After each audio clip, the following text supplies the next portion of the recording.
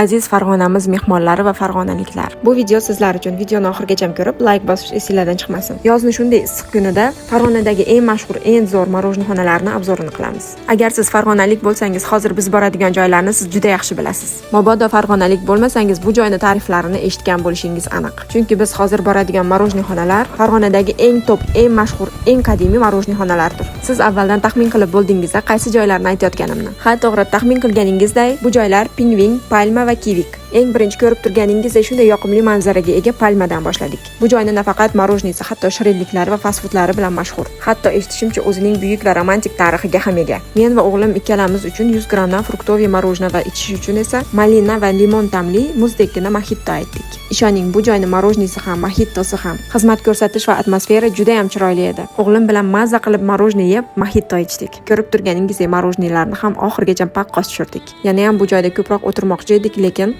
Kivik va Pingvinda yana marojna yeyishimiz kerakligi esimizga tushib, tezroq turishga harakat qildik. Va bizga mojito va marojna uchun 92.400 so'm shot keldi. Uchta marojnixonani 3 xil obzori cho'zilib ketmasligi uchun videolarni 3 qismga ajratib qo'yishga qaror qildim. Keyingi videoda esa o'sha mashhur Pingvin marojnixonasini, mashhur marojnilarini haqiqiy ta'mini men sizga aytaman. Keyingi videoni albatta ko'ring. Men yolg'on gapirdim, rostmi? Siz albatta buni bilib olasiz.